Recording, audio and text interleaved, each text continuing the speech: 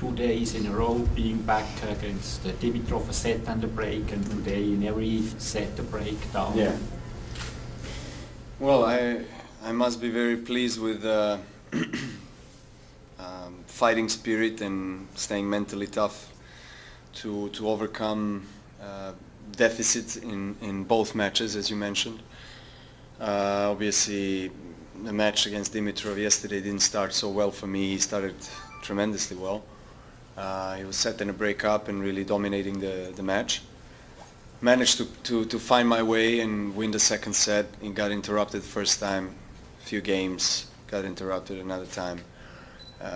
Waited a couple of hours, and just, we were not the only one in that kind of situation, but it's just, it makes it harder, because, kind of you're warming up, you're cooling down, all these different things, and we went home around 10:30, came back this morning again to play him, and then a couple of hours of rest, and then to go back on the court again against Raonic, who was serving 140 plus miles from the first game. that got me going for sure from the beginning. I had to be very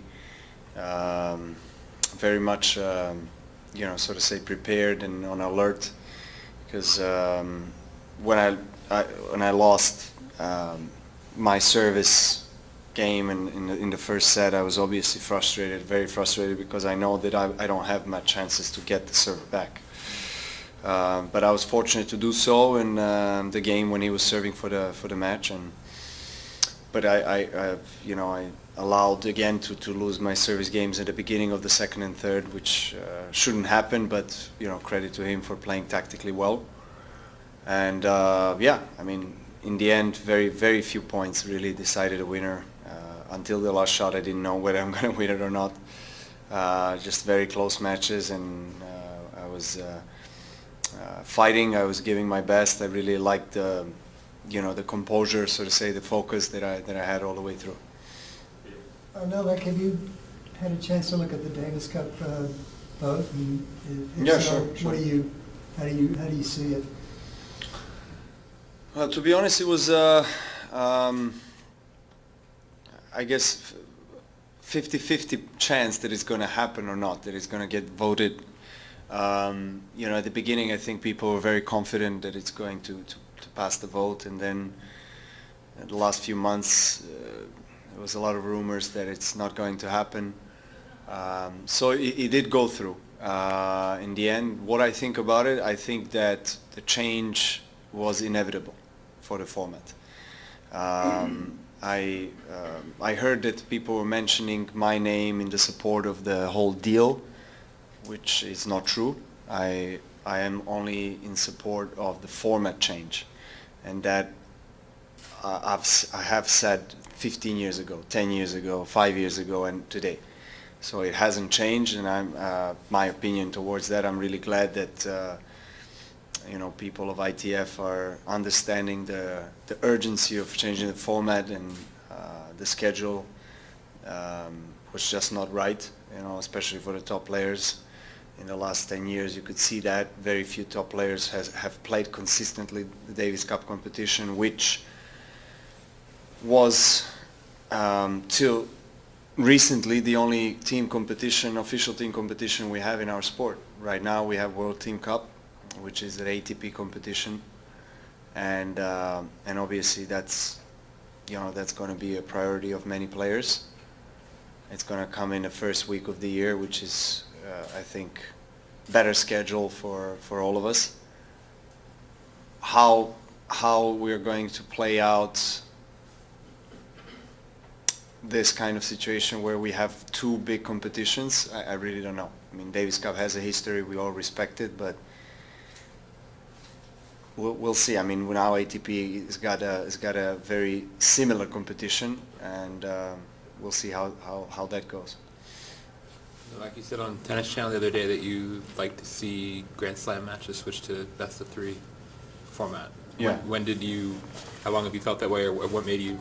I don't know if it's a change of mind for you, if you've always felt that way, or how did you come to this opinion? I sincerely always felt like there should be best of three. personally don't feel like best of 5 is the right way. I mean, especially till the finals, maybe finals okay, but it's okay. I mean, look, I don't want to sound like I have disrespect towards the history of, best of 5 and Grand Slams. And contrary to that, I'm someone that really knows the history of the sport and respects it and admires it and understands, everyone that has paved the path for me and the other guys from this generation. So I'm aware of my place in the sport, but at the same time, I just express my opinion if I'm asked. Of course, I'm always honest. Did it change the player council's working on it all?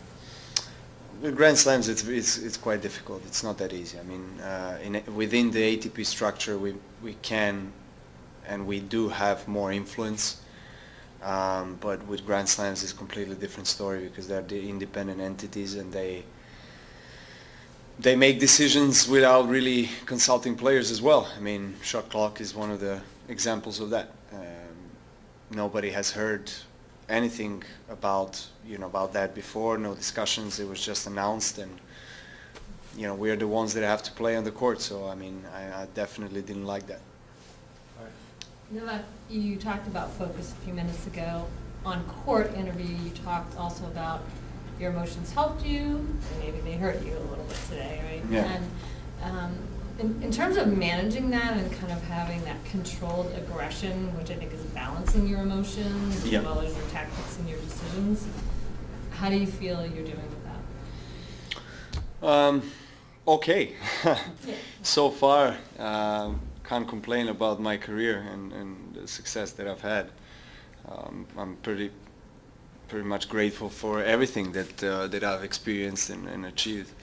At the same time, talking specifically about emotions, I am someone that is very expressive of emotions, and sometimes it works against me, sometimes it works for me. I mean, but I never felt, so to say, embarrassed to say that I'm someone who makes mistakes, and I'm not proud when I break the record, and especially because I know there are kids around and watching, and I'm not proud of it. But sometimes it's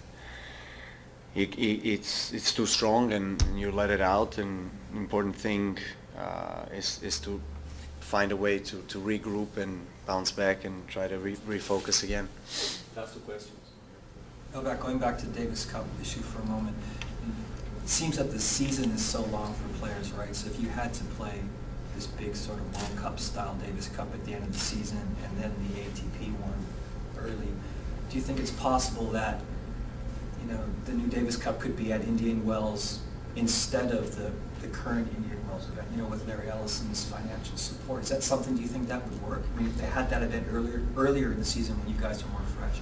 I've heard about that possibility as well. I mean, I heard that Mr. Ellison, supports and financially is part of the new project, which is great for our sport. And, someone like him that loves tennis obviously has proven that with supporting the facilities and the whole tournament in Indian Wells, which is probably the best 1,000 event we have in tennis. And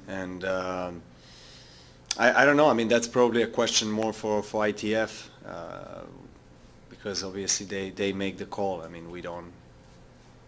It doesn't seem to. The players don't seem to have much of a say there. So I don't know.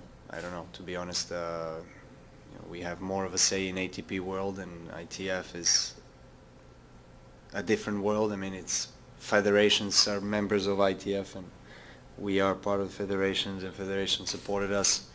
So we are all kind of connected, but it's very confusing, I know, for someone who doesn't know tennis that much, and it's sad that we have to kind of, within our sport, instead of working together, we're kind of working separately, but it is the way it is.